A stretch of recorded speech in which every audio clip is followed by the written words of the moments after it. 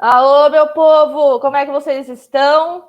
Então, vamos começar hoje mais uma edição do nosso podcast, chegando no nosso quarto episódio. Hoje o tema vai ser eficiência alimentar aplicada ao melhoramento genético. Temos uma convidada, a primeira mulher a participar do nosso podcast hoje.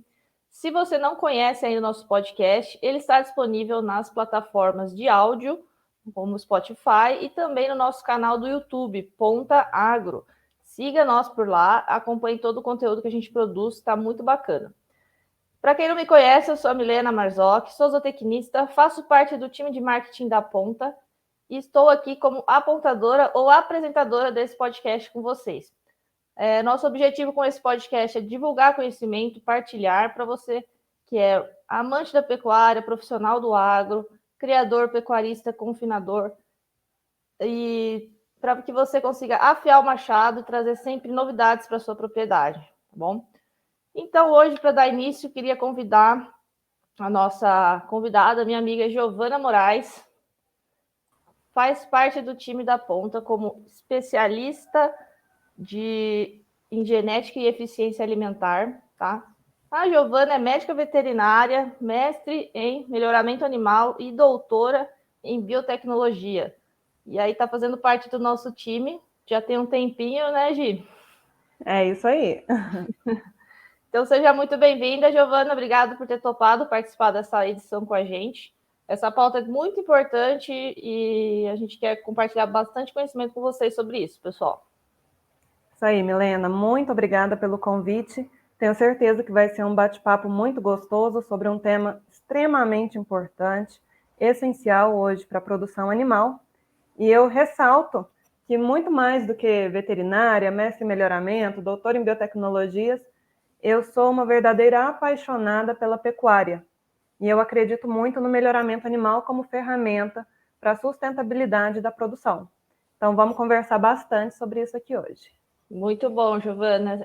Acho que mais do que o currículo é ter a paixão realmente pelo trabalho, pelo que a gente faz, está no nosso dia a dia, né? Afinal, o trabalho ocupa a maior parte do nosso tempo, então se não for uma coisa que a gente tem paixão, ela acaba ficando desgastada, essa relação, né? Com certeza. Bom, vamos começar então para dar o pontapé no nosso bate-papo aqui. Então, para explicar para quem não conhece, e o bate-papo vai circular por todas as áreas, para quem não conhece, para quem já conhece, começa a explicar para a gente, Gi, o que é a eficiência alimentar e como que ela pode ajudar o pecuarista. Vamos lá.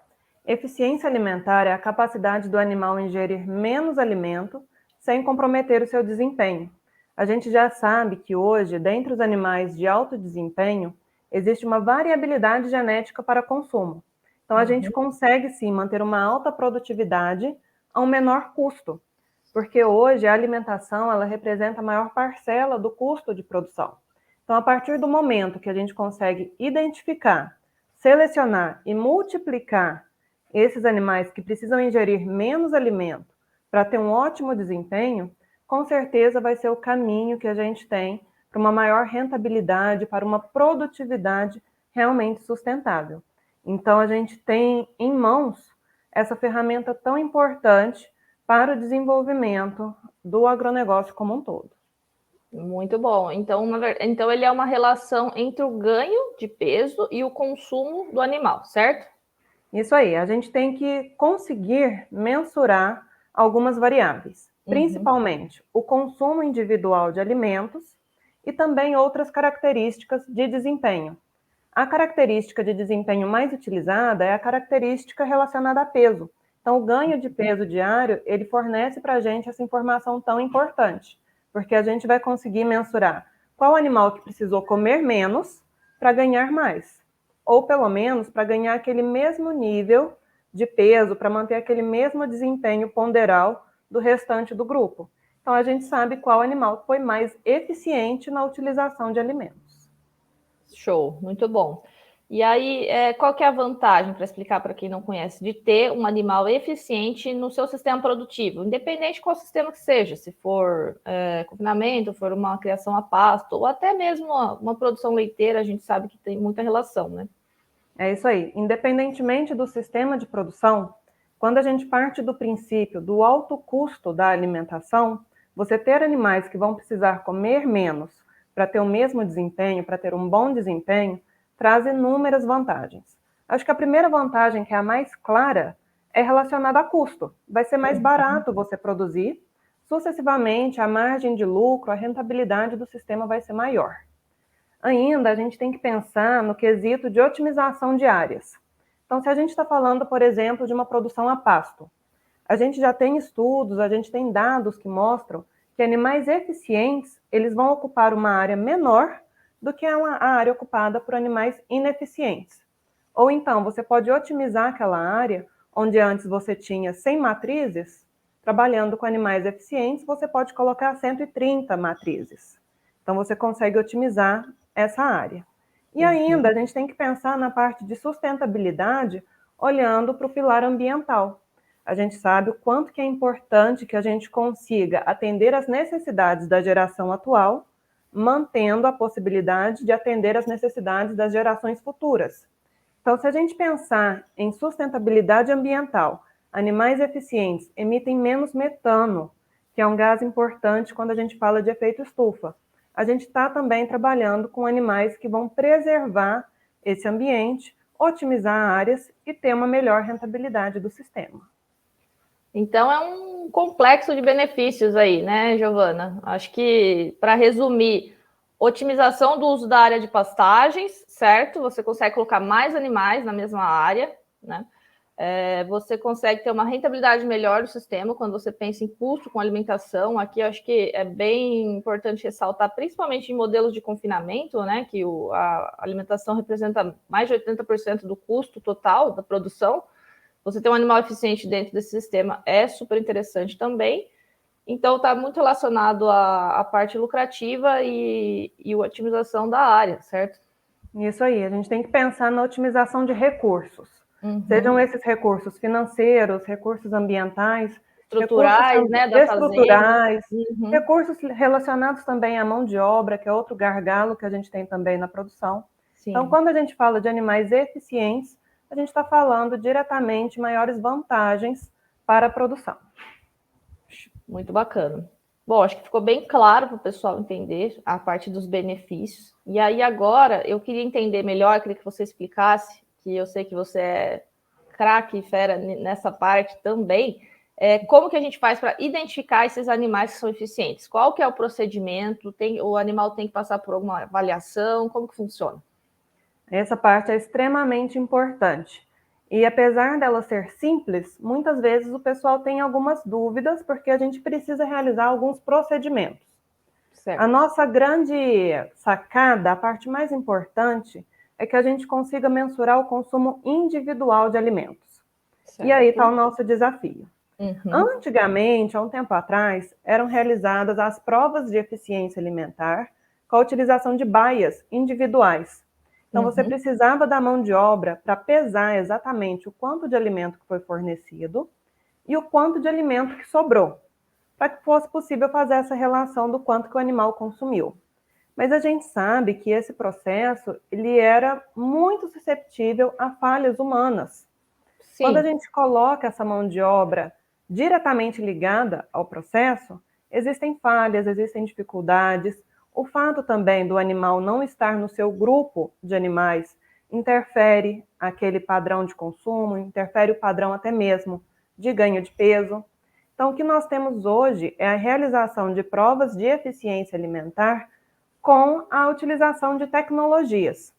Dentre essas tecnologias, eu coloco aqui de forma muito clara, de forma muito confiável, a utilização do Intergado Efficiency, que é a nossa tecnologia da ponta, na qual a gente tem a união do hardware, que são os equipamentos, com o software, que é a inteligência de tecnologia para análise de dados. Como que isso funciona?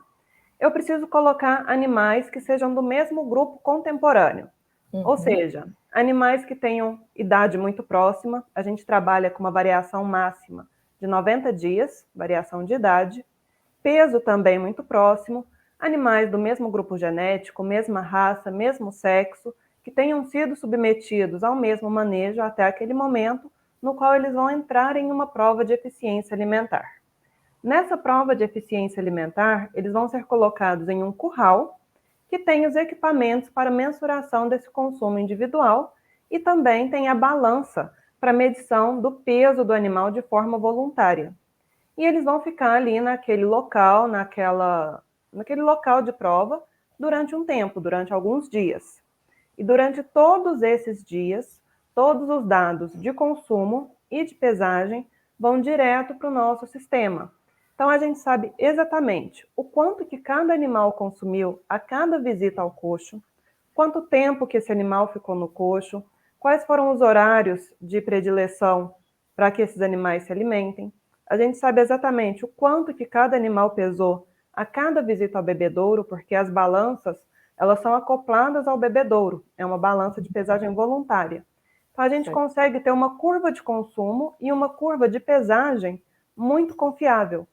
E ao final desses dias de prova, a gente consegue identificar quais foram os animais que tiveram os melhores desempenhos com menor ingestão de alimento. E isso de forma muito confiável pela união das tecnologias. Show. Então, só para resumir aqui para o pessoal, tá? Se for para fazer essa avaliação da forma manual, você tem que tirar o animal do seu ambiente mais comum, onde ele consegue expressar seu comportamento junto aos outros animais, colocar ele em baias individuais, medir o quanto você está fornecendo de alimento e depois medir as sobras e acompanhar isso diariamente de forma manual. E isso traz vários riscos. Primeiro, porque o animal não consegue expressar seu comportamento da maneira mais natural possível, porque ele já está num outro ambiente. Segundo, que você depende de uma pessoa, o trabalho manual fica muito mais custoso. Nem sempre a gente tem os melhores equipamentos disponíveis para isso. Por exemplo, uma balança desregulada já não vai pesar a quantidade certa de comida. A própria limpeza ali desse coxo pode sobrar, pode faltar, certo? Então, tem todas essas questões que podem atrapalhar. Além disso, essa prova manual, ela é mais longa, certo? Em termos de dias. Isso aí, com certeza.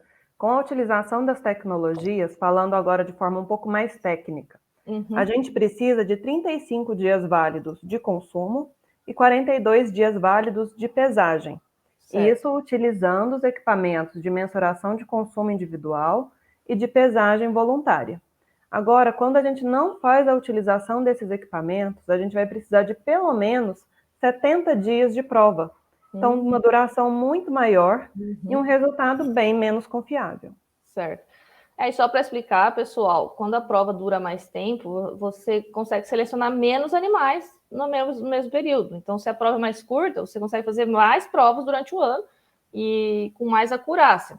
Então, quando você sai dessa avaliação manual e utiliza os equipamentos de automatização, como o Intergado BIF, que a Giovana, o Intergado Efficiency, que a Giovana falou, o peso do animal, o animal é pesado voluntariamente, sem estresse, ele está num ambiente junto com outros animais, a identificação do animal, né, para o quanto que ele come, é feita de forma automática por causa do brinco, certo? Então, a hora que ele passa a cabeça no arco, o sensor identifica que aquele animal é o 1, 2, 3, então o animal 1, 2, 3 vai comer e vai sair, ele já vai calcular a quantidade de alimento que ele ingeriu, porque tem um sensor, né, uma balança embaixo do coxo, certo? E quando ele for beber água, ele vai ser pesado enquanto bebe água, porque ele está estável, está realizando uma atividade natural dele, certo? Beber água. E isso traz muita acurácia, mais precisão para todo esse conjunto de dados que a gente vai usar todas essas informações, esses dados e conseguir calcular a eficiência alimentar, certo? Certo, e eu acho que um ponto muito interessante que você levantou aqui para a gente, Mi, é o fato da importância da gente testar a maior quantidade possível de animais.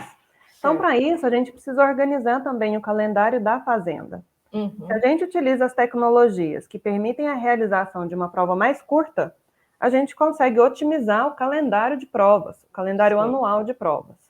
Quanto maior a quantidade de animais que a gente testa, maior é a possibilidade da gente realmente identificar um animal mais eficiente na utilização de alimentos. Eu sempre gosto de explicar para as pessoas que eficiência alimentar, que as características de eficiência alimentar são fenótipos que a gente não consegue identificar olhando para o animal. Então, você pode enxergar dois animais aparentemente muito parecidos. Mesma raça, mesmo sexo, mesmo peso, mesmo ganho de peso. Mas se você não sabe o quanto que cada um deles consumiu para ter aquele desempenho, a gente não sabe qual foi mais eficiente. Então, a gente precisa dessas tecnologias, a gente precisa testar a maior quantidade de animais possível para identificar realmente esses animais que vão agregar rentabilidade para o sistema. Sim, é bem importante ressaltar, pessoal, porque quem está na pecuária há muito tempo sabe que o pecuarista, ele acha que conhece o gado no olho, né? E provavelmente ele vai querer identificar esses animais eficientes no olho, mas não dá para fazer isso, é impossível fazer. Você vai ver o animal que vai ter uma estrutura corporal maior, que ele vai encher, né, ganhar peso um pouco mais rápido, que não vai ganhar peso mais rápido, mas você nunca vai saber exatamente a eficiência alimentar dele a olho. Para isso, você precisa o animal precisa passar por essa prova, e aí sim você consegue identificar. E aí, Giovana, explica para o pessoal assim, uma média, um animal eficiente consome quantos quilos aí de matéria seca ou matéria natural em comparação com um animal que não é eficiente? Isso aí é bem legal, Milena, porque eu gosto muito de fazer essa dinâmica até mesmo a campo. A gente faz muitas palestras, participa de leilões, dias de campo, e eu sempre gosto de separar dois grupos de animais, ou pelo menos dois animais muito parecidos, e perguntar para as pessoas, e aí, pessoal, qual que vocês acham que é o mais eficiente? Certo. E normalmente o pessoal fica dividido. Eu não vou falar nem que acerta ou que erra, porque fica extremamente dividido. Eficiência alimentar, ela não é identificável a olho nu. Você não vai olhar para o animal e saber qual é mais eficiente.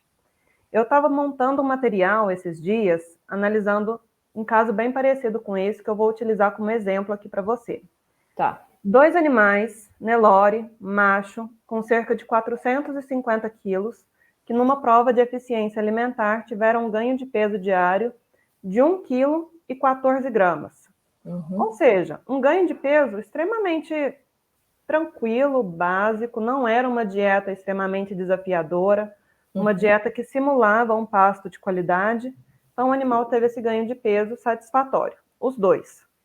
Porém, um animal precisou ingerir 10 quilos de matéria seca por dia para ter esse resultado, enquanto o outro animal precisou ingerir 7,5 kg de matéria seca por dia para ter esse resultado. Ou seja, a gente tem uma diferença de cerca de 30% no consumo para o mesmo desempenho. Se a gente avaliar algo semelhante a 2,5 kg de matéria seca por dia de diferença, você pode pensar, Giovana, mas 2,5 kg de matéria seca para um animal, será que isso é realmente impactante?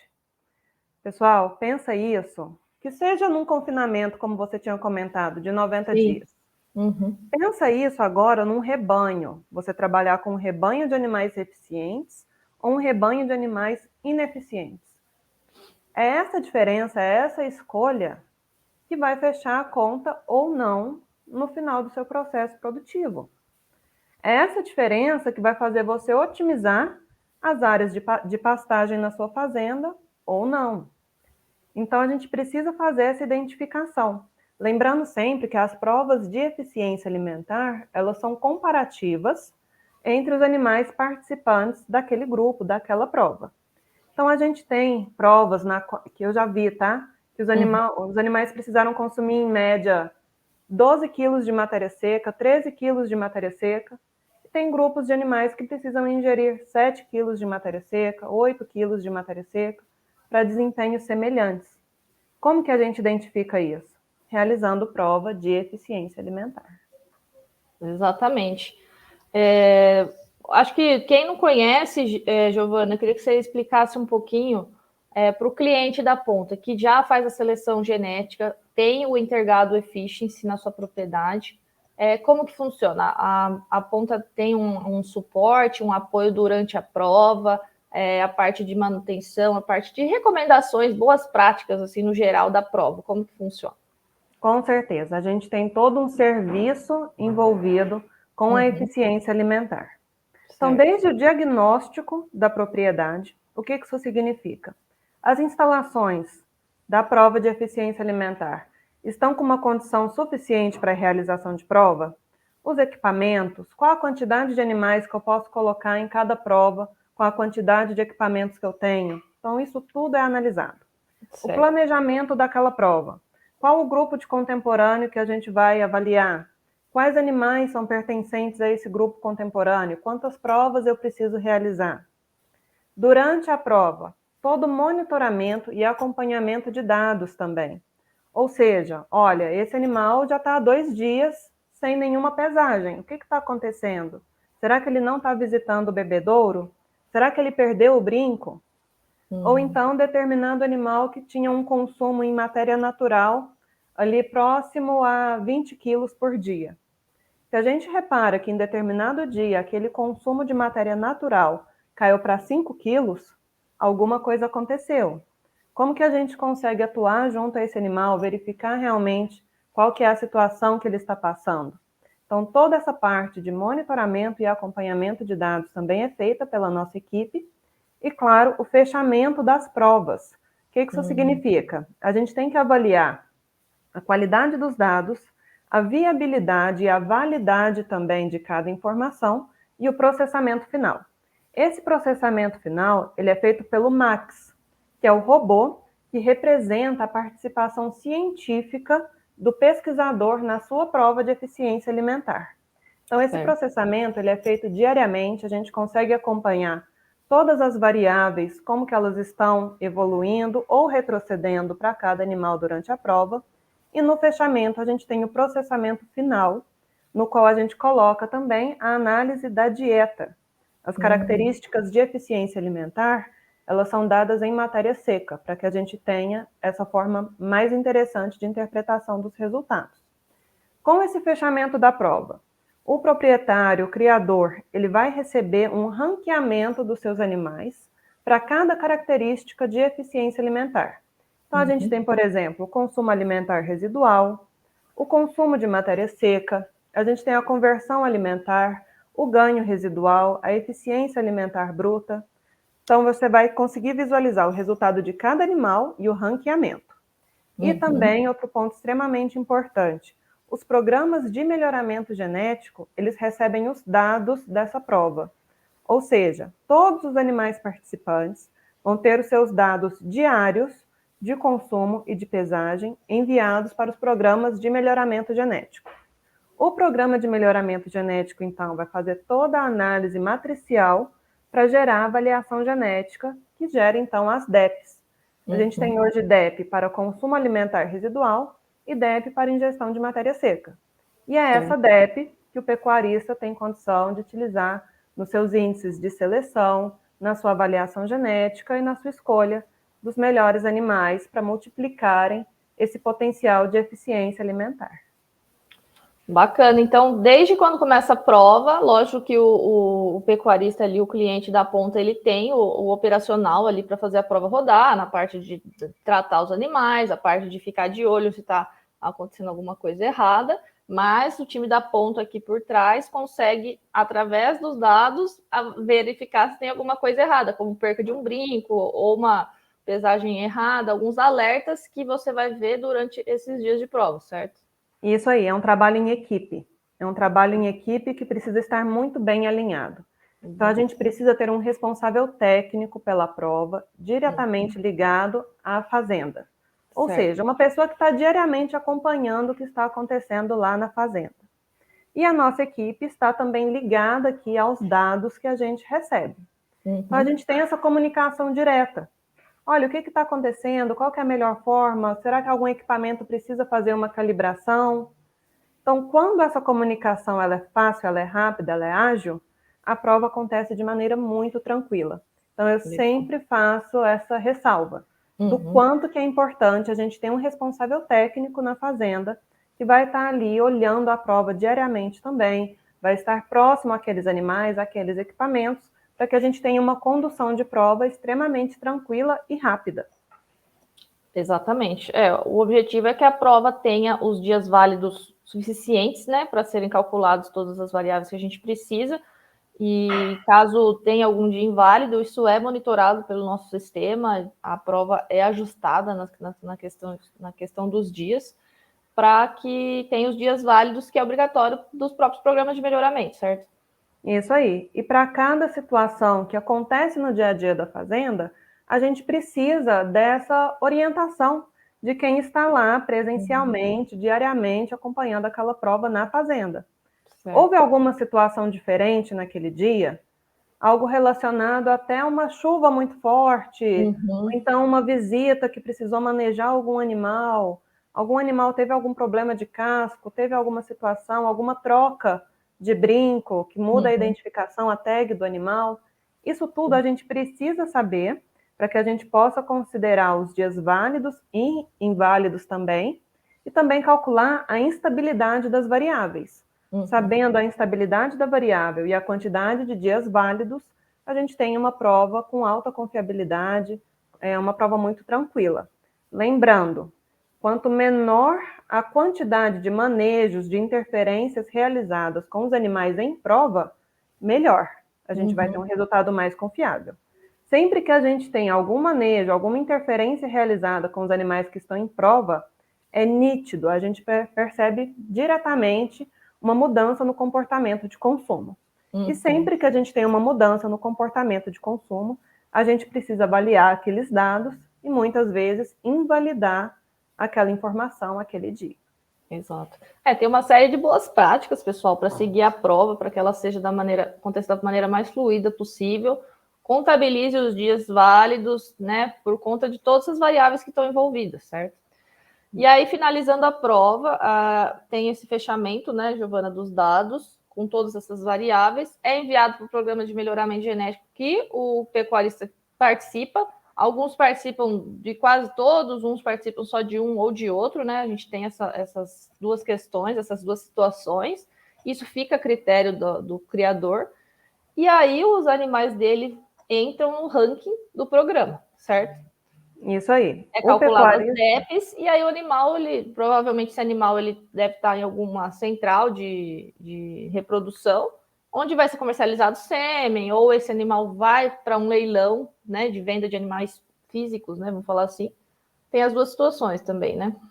Isso. A gente tem que pensar que o pecuarista ele vai orientar qual o programa de melhoramento genético que ele faz parte. Certo. Isso é muito importante também, tá? Os dados de prova, eles só são divulgados com a confirmação, com a orientação do produtor. Então, a partir do momento que ele nos indica qual o programa de melhoramento genético que ele faz parte, a gente passa esses dados da prova de eficiência alimentar. E aí a gente chega num ponto muito importante, Milena, que é a possibilidade de seleção. Certo. Até o momento, a gente identificou qual animal que é mais eficiente na utilização de alimentos. Excelente. Mas a gente tem que partir para o próximo passo, que é realmente utilizar esse animal como reprodutor, esse macho ou essa fêmea. E para isso a gente precisa fazer a seleção. A seleção ela pode ser intra-rebanho ou entre rebanhos. A seleção intra-rebanho é quando você utiliza aquele resultado ou fenotípico, ou o próprio dado do resultado da sua prova, ou a avaliação genética para escolher na sua fazenda, dentre os seus animais, qual animal que você vai manter, por exemplo, para que seja uma matriz, ou qual animal você vai manter para que seja um touro da próxima geração. Quando você faz uma seleção entre rebanhos, normalmente, o mais interessante é realmente você utilizar as avaliações genéticas que são publicadas pelos programas de melhoramento genético. Então, a gente tem o cálculo das DEPs, que é a diferença esperada na progênie. Então, a gente vai ter uma estimativa do quanto que os filhos daquele touro ou daquela matriz vão ter de resultado diferente dos filhos de determinado touro ou determinada matriz, em média. Então, a gente consegue fazer essa previsão, essa estimativa do que vai acontecer com base na avaliação genética. E aí, como você muito bem falou, a gente pode fazer essa seleção dentro da nossa fazenda e, se for dentre outras fazendas, a gente tem material genético disponível nas principais centrais de biotecnologias, nos leilões que acontecem por aí, e até mesmo nas fazendas, fisicamente, quando você visita uma fazenda que faz provas de eficiência alimentar, que faz uma seleção para eficiência alimentar, você pode também escolher um animal ali dentro daquela fazenda. Qual que é o melhor cenário para a gente? Selecionar dentro do seu rebanho, dentro da sua fazenda, e incrementar também esse potencial genético com variabilidade genética, ou seja, animais que também venham de outros rebanhos selecionados para eficiência alimentar. Aí sim, a gente consegue ter o pacote completo para que na próxima geração a gente tenha uma safra cada vez mais eficiente. Eu acho que esse é o objetivo macro da seleção para eficiência alimentar, né? Que você traga sempre uma safra cada vez mais eficiente para as próximas gerações. E aí a minha próxima pergunta é exatamente relacionada a isso: como que a gente faz para propagar essa genética eficiente no rebanho? E se a característica ela é herdável facilmente, como que funciona essa parte da herdabilidade? Esse ponto aí, Milena, ele é muito importante. Primeiro, a gente tem que deixar bem claro que herdabilidade não é um parâmetro da característica. Certo. Herdabilidade é um parâmetro genético do rebanho que está sendo analisado para determinada característica. A herdabilidade é o quanto da variação fenotípica está acontecendo devido à variação da genética. Certo. Falando aqui em termos bem simples, bem diretos. Então, se a gente tem um rebanho extremamente diferente, um rebanho que nunca foi selecionado para eficiência alimentar, que eu tenho animais muito bons e muito ruins também. A partir do momento que eu seleciono e que eu começo a multiplicar esses animais muito bons para eficiência alimentar, eu vou conseguir ter um resultado interessante na próxima geração. E a cada geração, o nosso interesse é esse: selecionar esses animais mais eficientes para que eles sejam reprodutores, para que eles consigam multiplicar esse potencial. Quanto mais semelhante geneticamente vai ficando o meu rebanho para aquela característica que eu tenho interesse, mais difícil, mais desafiador vai sendo para que a gente consiga encontrar um resultado realmente forte, realmente claro para aquela característica. Qual que é a nossa solução, então? Variabilidade genética. Por isso que é tão importante que a gente tenha vários rebanhos, várias linhagens selecionadas para eficiência alimentar. Então, eu preciso de animais bons que tenham várias origens genéticas para que a gente consiga cada vez mais impulsionar o resultado da próxima safra. Então, o que a gente pode fazer? Seleção intra-rebanho, dentro da sua fazenda, faz uma prova de eficiência alimentar e escolhe quais são os seus melhores animais com bom desempenho e que também sejam eficientes para consumo. Multiplica aqueles animais. Se você utiliza também genética de outros rebanhos, a gente já tem hoje disponível nas centrais, nos leilões, nas fazendas, material genético de animais selecionados para eficiência alimentar. E para isso, as biotecnologias reprodutivas, elas agregam muito. Hoje é possível uma fazenda aqui em Minas, em Uberlândia, onde eu estou, por exemplo, utilizar um material genético de uma fazenda que fez a seleção lá em Rondônia, ou no Mato Grosso do Sul, de maneira extremamente rápida. Então, as biotecnologias como inseminação artificial em tempo fixo, transferência de embrião, permite que a gente otimize a utilização dessa genética eficiente, advinda também de outros rebanhos. É muito bacana, né, Giovana, essa potencialização que a biotecnologia traz, né, para o melhoramento genético como um todo, né? Lá atrás, a monta natural, ela era a única forma. Hoje existem várias outras, como a IA, a IATF, a própria transferência de embriões, como você colocou, e ainda a monta natural ainda é uma realidade, né? Também é uma coisa que, vamos falar assim, ela é o básico do básico, mas ainda algumas fazendas ainda usam quando tem rebanhos menores, possivelmente. E seria interessante sempre trazer esse reprodutor, esse touro, que seja com uma genética eficiente para dentro do seu rebanho, certo?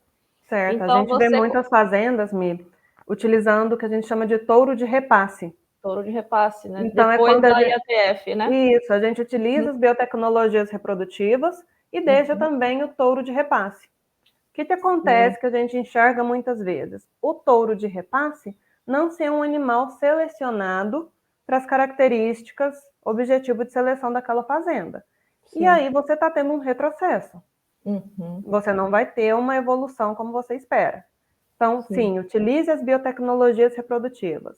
Vai precisar colocar um touro de repasse, vai utilizar uma monta natural, que esse touro também seja selecionado para as características de impacto econômico elencadas ali no objetivo de seleção daquela fazenda. Exato, porque não faz sentido você ter todo um esquema montado na parte da inseminação e depois, se essa vaca não vir a emprenhar, você joga ela com qualquer touro, né? Só para ela emprenhar e produzir mais um bezerro por ano. Mas não, você está produzindo genética, você está querendo trazer animais eficientes para o seu rebanho, então você precisa desse animal que tem essas características, e na hora de você comprar seu sêmen e comprar o animal também, você inclui a ADEP, né, de carne, de eficiência alimentar, na sua escolha, no seu objetivo de seleção. Porque a gente sabe que o melhoramento é muito amplo, né? Para onde você vai avaliar um animal, tem várias características que são de interesse econômico do pecuarista. E aí, geralmente, o objetivo de seleção, escolhe algumas e busca um animal que atenda todas elas. É isso, né, Giovana? É isso aí. O que a gente tem que pensar hoje é que existem inúmeras características que são avaliadas, que têm avaliação genética. E isso é ótimo, porque a gente sabe que cada fazenda, cada região, cada produtor atende um mercado diferente. Mas quando a gente fala em eficiência alimentar, eu sempre defendo que as características de eficiência alimentar, elas precisam estar presentes em qualquer objetivo de seleção. Por quê? A eficiência alimentar ela foi uma demanda do que a gente chama de rebanho comercial para que fosse selecionado pelo rebanho núcleo. Imagina como se fosse um esquema de pirâmide. Aqui, no topo da pirâmide, a gente tem o rebanho núcleo, que é o rebanho que faz a seleção. E na base da pirâmide, a gente tem o rebanho comercial, que é o rebanho que realmente vai para a produção animal. Para que essa genética selecionada chegue até o rebanho comercial, existe um tempo. E muitas vezes existe também uma defasagem genética. Ou seja, aqui em cima da pirâmide, a gente tem animais extremamente produtivos e eficientes, mas essa genética está realmente chegando no rebanho comercial? Sim. É isso que a gente tem que fazer acontecer. E falando de eficiência alimentar, o rebanho comercial, hoje, ele exige que haja uma seleção para eficiência alimentar. Porque o rebanho comercial, ele só se mantém lucrativo se a gente trabalhar com animais eficientes. O rebanho comercial, ele trouxe essa busca por características de eficiência alimentar. A gente sabe o alto custo de produção, o alto custo da alimentação. Então, o rebanho comercial, ele exige essa seleção realizada pelo rebanho núcleo. Então, todo e qualquer sistema de produção deve elencar várias características que façam sentido e sempre deve elencar também eficiência alimentar. A gente ter animais que tenham alto desempenho, que sejam com alta qualidade de carcaça, que tenham precocidade, que tenham um bom temperamento e ainda eficientes na utilização de alimentos, é o caminho que a gente tem. E é nosso objetivo, enquanto profissionais que trabalhamos na área de seleção, que trabalhamos com rebanhos núcleo, nos atentarmos para isso, porque a gente tem que manter esse caminho da seleção até o rebanho comercial da maneira mais rápida e também eficiente, com bons resultados, da melhor forma possível. Exatamente. E aí, Gi, a gente acaba falando muito da seleção de machos, né? Porque o reprodutor ele tem um potencial muito maior de deixar filhos, né? De deixar descendentes na sua vida reprodutiva ali, vamos falar assim. Mas é tão importante quanto selecionar fêmeas, né? Também, não é? Isso aí. Na verdade, Milena, essa nossa ideia de que o macho vai deixar mais filhos do que as fêmeas foi uma ideia que foi muito trazida pelas biotecnologias reprodutivas, pela utilização da inseminação artificial.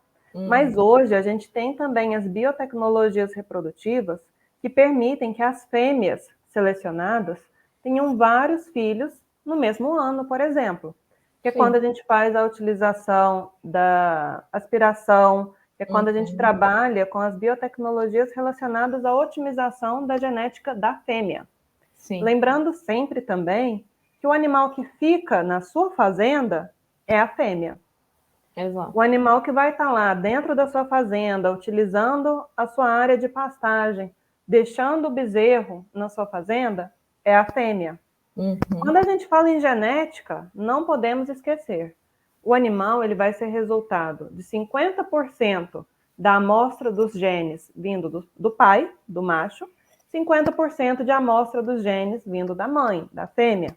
Então, se a gente olhar simplesmente para um lado, a gente sempre vai estar trabalhando com 50% do potencial daquele animal. Agora, a partir do momento que você tem a seleção de machos e fêmeas, o seu avanço, a sua agilidade em maiores resultados, em melhores resultados, vai ser muito mais interessante. Você ainda vai manter na sua propriedade animais que conseguem otimizar o uso de pastagem e que vão ter um resultado, uma produtividade bem melhor. Exatamente. Então, pessoal, não esqueçam das fêmeas, tá? Porque a participação dela na reprodução é 50%, não se esqueçam desse detalhe. Então, a genética dela também conta muito nessa propagação da eficiência alimentar no seu rebanho. Isso aí.